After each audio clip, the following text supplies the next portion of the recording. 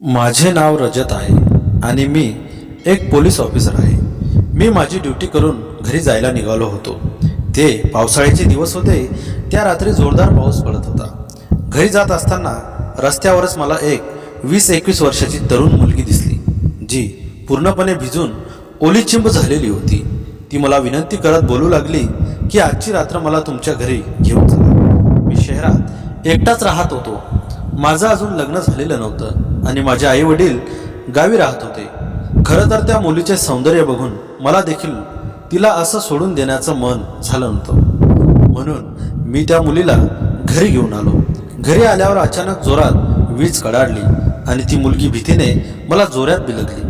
त्या मुलीच्या ओल्याचिंब शरीराने माझ्या अंगात आग लावली आणि मग मी ती रात्र त्या मुलीसोबत घालवली.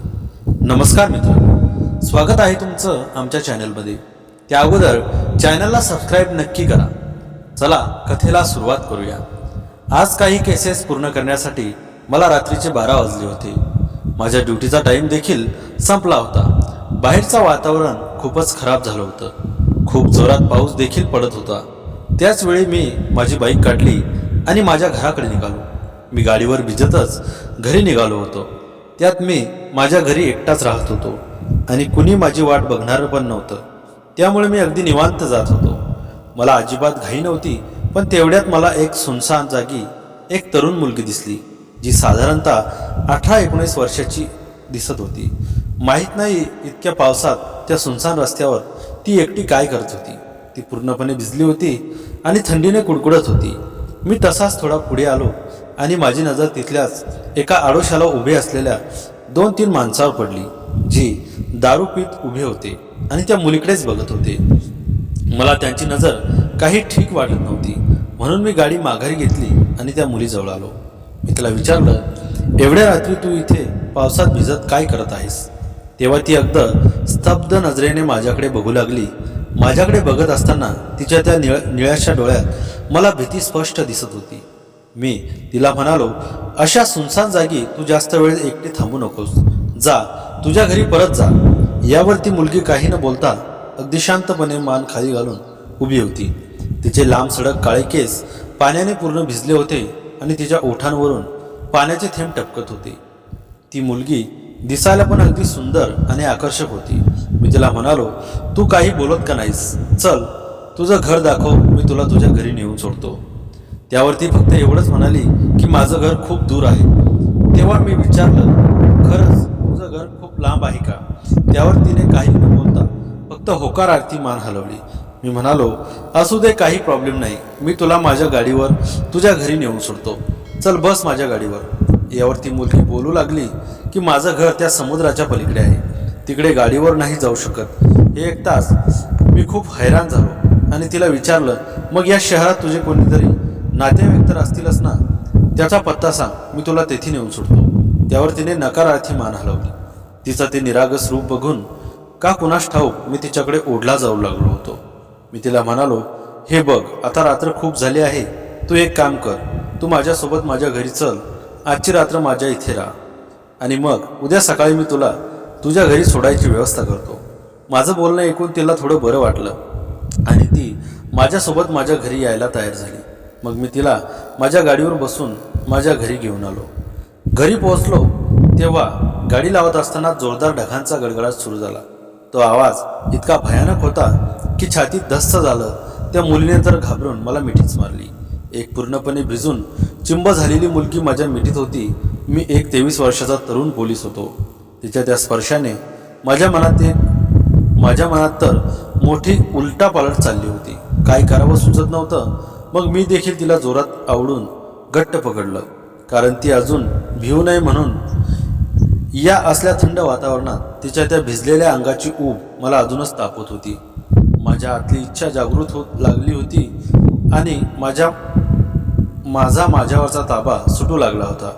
इच्छा नसतानाही मी तिला माझ्या मिठीतून सोडवले आणि मग मी तिला घेऊन घराच्या आतमध्ये आलो. घराच्या आतमध्ये आल्यावर ती सगळीकडे नजर फिरवून माझ्या घराला बघत होती. जणू ते घर नसून एक आजोबा आहे. तिच्या या कृतीवर मी गालातल्या गालात हसू लागलो. त्या मुलीने माझ्या घरात पाऊल ठेवताच माहीत नाही का पण मला खूप आनंद झाला होता. मी लगेच एक टॉवेल घेतला आणि तिला देत म्हणालो, पटकन अंग पुसून घे असं म्हणून तिला टॉवेल दिला आणि मी माझं अंग पुसू लागलो. पण मी बघितलं तर ती मुलगी स्वतःचं अंग पुसायचं सोडून पूर्ण घरात गोल गोल फिरत होती. मला तर असं वाटत होतं जणू तिला आपण भिजलो आहोत याचं काही विशेष वाटतच नव्हतं. मी तिला म्हणालो, तुला थंडी वाजून येईल. ती म्हणाली, नाही वाजणार, समुद्र आहे. तिचं बोलणं माझ्या डोक्याच्या बाहेरचं होतं की तिला नक्की काय म्हणायचं होतं. ती कुठल्या समुद्राबद्दल बोलत होती. मला तर असं वाटलं होतं की बहुतेक समुद्राच्या किनाऱ्याला हिचं घर असेल आणि त्यामुळे हिला भिजायची सवय असणार. मग मी पटकन माझे कपडे बदलले आणि तिला एक गाऊन दिला आणि तो घालायला सांगितला. पण ती मुलगी भिजलेल्या कपड्यातच माझ्याजवळ आली. ती जबरदस्त सुंदर दिसत होती. पण मला हे समजत नव्हतं की ती मुलगी कोण होती आणि कुठून आली होती. अशा अनोळखीला कधीच आपल्या घरात आसरा द्यायचा नसतो. पण मी पोलीस होतो त्यामुळे तिला एकटीला तरी कसा सोडून येऊ शकत होतो.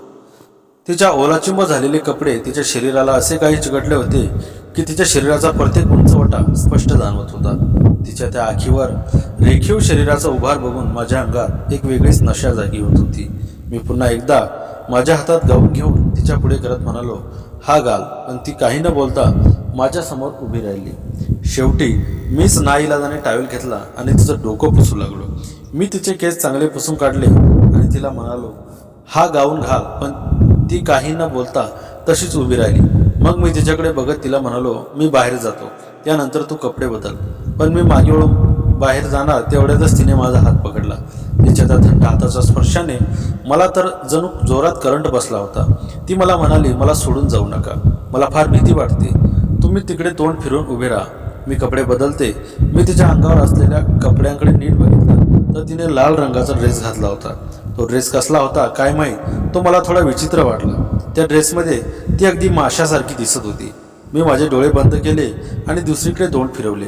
तिच्या वागण्यावरून, तिच्या कपड्यावरून माझ्या मनात अनेक प्रश्न निर्माण झाले होते की माहीत नाही तिचं घर कुठे होतं.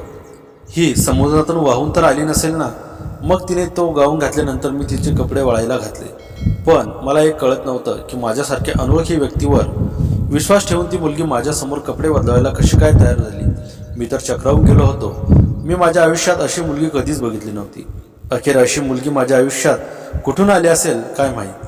माझ्या आयुष्यात कोणतं संकट तर येणार नाही ना. ही मुलगी म्हणजे जलपरी तर नाही ना जी समुद्रातून आली असेल. पण हिला बघून तर ही अगदी निरागस वाटत आहे.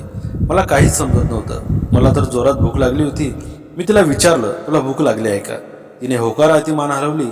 मग मी किचनमध्ये गेलो आणि शिल्लक राहिलेलं अन्न आणलं आणि मग आम्ही दोघी मिळून जेवायला बसलो. ती एकदम शांत होती, कसला तरी विचार करत होती. जेवण झाल्यावर मग मी तिला विचारलं, आता मला सांग तुझं घर कुठे आहे. तेव्हा ती म्हणाली, समुद्राच्या पलीकडे, दूर देशात. मग मी तिला विचारलं, मग तू आलीस तरी कशी, जहाजात बसून आलीस का. ती म्हणाली, नाही, पोहून आली. मला तर तिच्या कुठल्याच बोलण्यावर विश्वास बसत नव्हता. मला तर वाटलं होतं की ही मुलगी वेडी तर नसेल ना. दूरच्या देशातून समुद्रातून इतक्या लांब कोणी पोहून कसं काय येऊ शकतं आणि का आली असेल ही. मी विचारलं, मग तुझं घर सोडून तू इतक्या लांब का आलीस. ती म्हणाली, माझ्या वडिलांनी माझं लग्न ठरवलं होतं, पण मला देखील बाहेरची दुनिया बघायची होती, म्हणून मी घरातून पळून पोहत पोहत इतक्या दूर येऊन पोहोचले. मग मी तिला विचारलं, तुला तुझं घर तर कुठे आहे, त्या जागेचं नाव वगैरे काही माहीत आहे का. त्यावर तिने होकारार्थी मान हलवली आणि पुन्हा समुद्राच्या दिशेने बोट दाखवलं. मला तर काहीच समजत नव्हतं. तिने माझा हात तिच्या हातात घेतला आणि माझ्या अगदी जवळ आली. ती मला अशी काही चिटकली की आमच्या दोघांच्यात अजिबात अंतर राहिलं नाही. मी सगळं काही विसरून त्या क्षणात बुडून गेलो. ती मुलगी जी 7 समुद्रापार पोहत इथे आली होती, मी तिला माझी बनवण्याचा विचार करत होतो. अशी मुलगी जर माझी झाली तर मी सगळ्यात वेगळा असेल. पण मी आता पुढाकार घेत होतो. तिने माझ्या छातीवर तिचं डोकं ठेवलं होतं आणि मी तिच्या केसात हात घातला. तिचे केस अजूनही थोडेच ओले होते. अचानक ती मुलगी माझ्या अगदी जवळ आली आणि तिचे ओठ माझ्या ओठांवर ठेवले. तिचं चुंबन घेतल्यावर मला जाणवलं की तिच्यातून समुद्राचा गंध येत होता. मी जसा जसा तिच्या जवळ घेत होतो तसा तसा मला समुद्राचा आभास जाणवू लागला होता. तेव्हा मला प्रश्न पडला की ही नक्की ही मुलगी आहे तरी कोण. ही एखादी जलपरी तर नाही ना. तिच्यावर मी एवढा जीव लावतोय. तिने स्वतःला माझ्या स्वाधीन केलं होतं. मी देखील सगळं काय विसरून फक्त तिचाच झालो होतो आणि तोपर्यंत तिच्यावर प्रेम करत राहिलो जोपर्यंत माझ्यातली आग शांत झाली नाही. आम्ही दोघांनी पूर्ण रात्र एकमेकांसोबत घालवली. दुसऱ्या दिवशी मला जाग आली तेव्हा दुपारचे 12 वाजले होते. मी डोळे उघडून बघितलं तर ती मुलगी माझ्यासमोर कागद आणि पेन घेऊन चित्र रेखाटून मला तिचं घर कुठे आहे ते दाखवत होती. तिने काढलेलं चित्र मी बघितलं आणि म्हणालो, इतक्या लांब जायचं म्हणजे बोट लागणार, मी तुझ्यासारखा पोहू तर शकत नाही. हे ऐकून तिला विश्वासच बसत नव्हता. दुसऱ्या दिवशी मी एक नाव घेतली जी मशीनने चालायची. मी ती नाव भाड्याने घेतली आणि थोडंफार खायला घेतलं. मी त्या मुलीसोबत निघालो आणि जसं ती सांगत होती त्या नकाशाच्या हिशोबाने निघालो होतो. अचानक मला भीती वाटू लागली. मी तर त्या मुलीला ओळखत पण नव्हतो आणि तरीही मी तिच्या बोलण्यावर विश्वास ठेवून समुद्रात एवढ्या दूर आलो. त्यात मला पोहायला पण येत नव्हतं, त्यामुळे तर मला अजूनच जास्त टेन्शन आलं होतं. भीतीने माझा चेहराच रंगच उडाला होता. काही वेळात खोल समुद्रात गेल्यावर कशाला तरी आमची बोट धडकली आणि उलटली. तसा मी खोल समुद्रात पडलो आणि बुडालो. त्यानंतर मला काहीच आठवत नाही. तेव्हा मी शुद्धीत आलो आणि डोळे उघडले तेव्हा मी एका निर्जन बेटावर होतो आणि ती मुलगी माझ्या शेजारीच होती. बहुतेक ती मुलगी मला इथे घेऊन आली असेल किंवा मग एकतर मी मेलो असेल असंच मला वाटत होतं. पण मग नंतर त्या मुलीने मला हात लावला तसा मला जाणवलं की मी तर जिवंत आहे. मग मी तिला विचारलं, आपण कुठे आहोत? त्यावर ती म्हणाली, आपण माझ्या घरी आहोत. हे बेट तिचं घर आहे. ती मुलगी मला तिच्या बेटापर्यंत घेऊन आली होती. मला सुरुवातीला वाटलं की हे बेट अगदी निर्जन असेल, पण नंतर समजलं की तसं नव्हतं. ती मुलगी मला त्या बेटावरच्या एका गावात घेऊन आली जिथे 20 ते 25 घरं होती. मला येताना बघून तिथल्या लोकांना आश्चर्य वाटलं आणि ते मला बघण्यासाठी एकत्रित जमले. मग ती मुलगी पळत तिच्या आईजवळ गेली आणि तिला म्हणाली, आई हे बघ, हेच माझं प्रेम आहे, मला यांच्याशीच लग्न करायचं आहे. हे ऐकून माझ्या पायाखालची जमीनच सरकली. मी तिथे स्तब्धपणे उभा राहून त्या लोकांना बघत होतो. त्या लोकांनी माझं फार छान स्वागत केलं आणि मग त्यांनी मला शेत जमीन दाखवली. ते मला सांगू लागले की शेती करून आणि समुद्रातून मासे पकडून त्यांचं जीवन जगतात. शेजारीच गोड पाण्याचा बारमाही झरा होता. ते लोक त्याचंच पाणी पितात. काही दिवस तिथे त्यांच्यासोबत राहिल्यावर मी ठरवलं की मी त्या मुलीसोबत लग्न करून माझं पुढचं सगळं आयुष्य तिथेच घालवेन. पोलिसाची नोकरी करून मी पण कंटाळलो होतो आणि इथे तर मला जे भेटलं होतं, जे मला कधी सोडायचं नव्हतं, ते म्हणजे मनाची शांती. हळूहळू मी त्या लोकांच्यात मिसळून गेलो. त्या मुलीने मला थोडं थोडं करत समुद्रात पोहायला पण शिकवलं आणि मग आम्ही दोघे रोज समुद्रात पोहायचो आणि पुन्हा आमच्या घरी माघारी यायचो. मी त्या मुलीसोबत लग्न करून माझा संसार तिथेच थाटला होता. तर मित्रांनो, कथा आवडली असेल तर व्हिडिओला लाईक, शेअर आणि हो, अशाच नवनवीन कथांचा आनंद घेण्यासाठी आमच्या चॅनलला सबस्क्राईब नक्की करा. धन्यवाद.